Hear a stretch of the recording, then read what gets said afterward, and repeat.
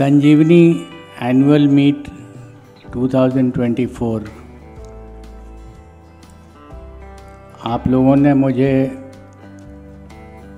यानी एक retired policeman को इस लायक समझा कि आपके बीच में मैं यहाँ पर कि केवल बैंकिंग के बारे में बातें हो रही हैं, जिससे मेरा अधिक संबंध नहीं रहा। इनवाइट किया अखिल जी ने कल, जब मुझे बताया कि आपको हम लोग इनवाइट करना चाह रहे हैं। आई वॉज स्लाइटली परप्लेक्स्ड कि जिसको बैंकिंग के बारे में ज़्यादा कुछ पता नहीं है उसको बुलाया जा रहा है आपके मीट को एड्रेस करने के लिए।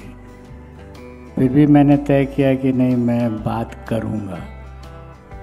थोड़ा समझना होगा तो समझ भी लूँगा। थोड़ा सा एक संबंध था कॉलेज पास करने के तुरंत बाद। बीएससी ऑनर्स मैंने फिज़िक्स में किया था पटना से, और इमीडिएटली देयर आफ्टर एमएससी नहीं किया, मैंने यूपीएससी की परीक्षा दी और साथ साथ स्टेट बैंक के पीओ की भी परीक्षा दी थी। दोनों का रिज़ल्ट एक साथ आया, पीओ का भी और क्वालिफाई मैं दोनों में कर गया था। एंड इनफैक्ट मेरी पोस्टिंग भी स्टेट बैंक में, अब जो झारखंड में जगह है रामगढ़, वहाँ ट्रेनिंग के लिए बैंक ने कर दी थी। मैंने ज्वाइन नहीं किया था। यूपीएससी भी हो गया था, तो मेरे पिताजी पुलिस में थे, आईपीएस थे, तो स्वभावतः पुलिस में चला आया। और एक बार जब आ गया तो फिर वर्दी पहनो, डंडा लगाओ, गोली चलाओ, अपराधियों से भेंट मुलाकात होती रही।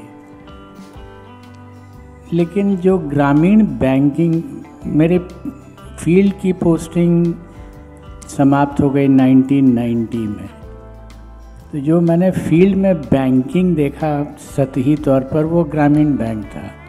उस समय ये कॉन्सेप्ट सीएसपी का था नहीं। तो मैं जब आज बातें कर रहा था आप लोगों से, आपके सीनियर लेवल के लोगों से, तो थोड़ा समझने का प्रयास कर रहा था कि ये एक्टिविटी है क्या। बात कुछ समझ में आई।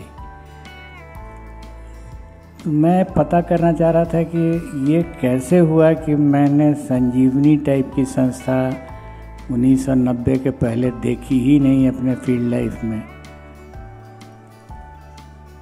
तो मालूम हुआ कि 2008-9 के आसपास ये एक्टिविटी इस टाइप की शुरू हुई। And therefore very good reasons why I missed out on all these things.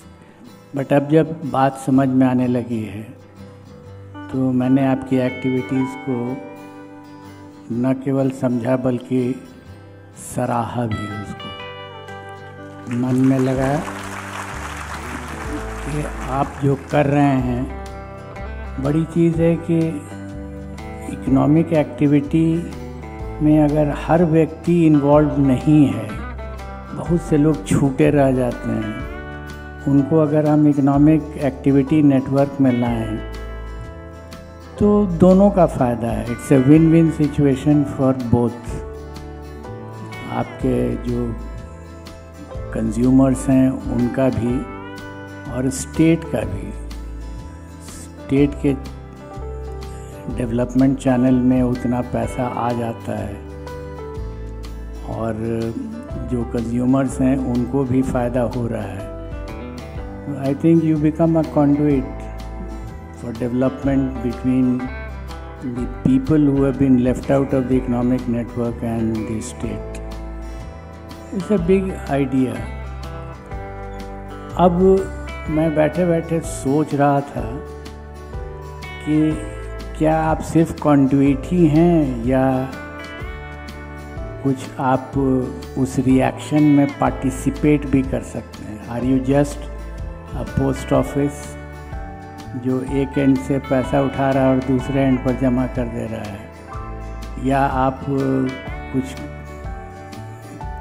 Reaction में अगर केमिस्ट्री की भाषा करें उपयोग, तो केमिकल रिएक्शन में कैटलिस्ट की तरह भी काम कर सकते हैं। And I feel that you can do a lot because आप थोड़ा पढ़े लिखे लोग हैं, और जिनके साथ जिनको आप कंज्यूमर कहते हैं वो उतना आपसे तो डेफिनेटली कम पढ़े लिखे हैं। तो आप उनके साथ अगर बैठ के बात करें, एंड इफ़ यू से stay in a particular rural region of the country, आपका सुना कि और आप बोल भी रहे थे कि पैन इंडिया आपका प्रेजेंस है, और आप तो एक संस्था हैं, there are others also similar to you. तो आप अगर किसी एरिया में बैठ करके थोड़ा देखें, ऑब्ज़र्व करें, तो बहुत सारी ऐसी एक्टिविटीज़ होती रहती हैं जिसको इकोनॉमिक एक्टिविटी में कन्वर्ट किया जा सकता है, और वो आप अगर थोड़ा माइंड अप्लाई करेंगे तो स्पेसिफिकली फॉर दैट रीजन आप सजेस्ट कर सकते हैं लोगों को ग्राम पंचायत के माध्यम से कि कोई एक्टिविटी अगर हो रही है उसका इकोनॉमिक पैराडाइम्स कैसे जनरेट किया जाए। I am just thinking loudly, ऐसा नहीं है कि मैंने इस पर कोई बहुत सीरियस थॉट दिया है, but I have a feeling that you can do it because आप मेंटली ज़्यादा स्ट्रॉन्ग हैं उन लोगों से, एंड देयरफॉर ज़्यादा अलर्ट हम मानते हैं आपको। तो आप थोड़ा इस टाइप की एक्टिविटी करनी शुरू करें तो you will be able to enhance the output of the economic network that you are supposed to be working within. This was a small thought I wanted to share with you. और एक बार as I said, जब मैं district SP हुआ करता था, that was a time when I saw the rural part of the country. ज़्यादा समय तो बिहार में रहा, इसलिए रूरल पार्ट ऑफ बिहार ही देखा मैंने ज़्यादा। और एज आई सेड, संजीवनी सरीखा कोई संस्था उस समय हुआ नहीं करती थी, तो ग्रामीण बैंक्स होते थे। एक बार मैंने एक डिसीजन लिया as district SP through the district magistrate to control law and order situation in a district. मैं उसके बहुत डिटेल में नहीं जाऊंगा, बट शॉर्ट में शुगर केन मैंने उपजता था वहाँ बहुत ज़्यादा, और शुगर केन के कारण क्राइम भी होता था।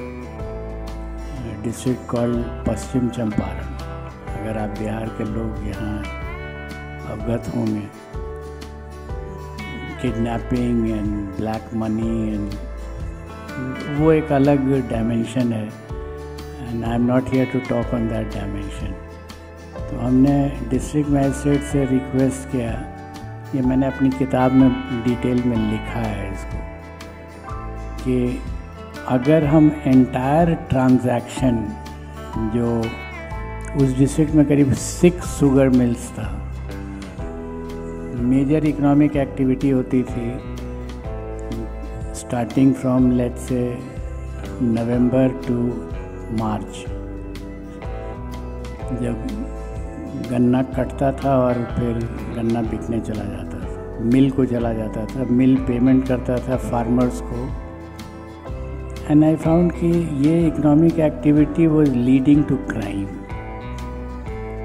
तो I give it a thought, हमको लगा कि अगर हम इस इकोनॉमिक एक्टिविटी को बैंक रिलेटेड कर दें, all payment will be made through account paid cheques, ये मैंने सोचा। And I talked to the district magistrate. Incidentally, district magistrate happens to be the sugarcane controller under the act. So he was the best person. I said, आप सिर्फ इतना ही कर दीजिए कि order निकाल दीजिए कि all payments of गन्ना will be made through account paid check by the sugar mills to the farmer. And immediately crime check हो गया, क्योंकि कैश ही ट्रांजैक्ट नहीं हो रहा था। और मैं बात कर रहा हूँ 1991-92 की, जिस समय ये जो UPI के थ्रू जो ट्रांजैक्शन हो रहा है ये नहीं था। The only thing was account पे ही चेक। तो डिस्ट्रिक्ट मैजिस्ट्रेट ने कहा हाँ ये तो हो जा सकता है, तो उसने ऑर्डर निकाल लिया। बहुत दुख के साथ कहना पड़ता है, ये the same district magistrate who was killed, और उनका केस अभी उनकी वाइफ लड़ रही है सुप्रीम कोर्ट में। Perfect gentleman, perfect understanding of things, and when he pass that order, तो जितने वेस्टेड इंटरेस्ट ग्रुप से डिस्ट्रिक्ट के सब एकदम हाथ में अपना तलवार उठा के तमाशा शुरू। बैंक्स ने रेसिस्ट किया है इसको, ग्रामीण बैंक के थ्रू हम चाह रहे थे। बैंक ने रेसिस्ट किया कि हमारे पास इतना आदमी कहाँ, इतना अकाउंट हम कहाँ से खुलवा देंगे। तो ऐसे आपको कितना आदमी चाहिए अकाउंट खोलने के लिए, उतना सिपाही हम देंगे पढ़ा लिखा, जो आपका बैंक का अकाउंट खोल देगा।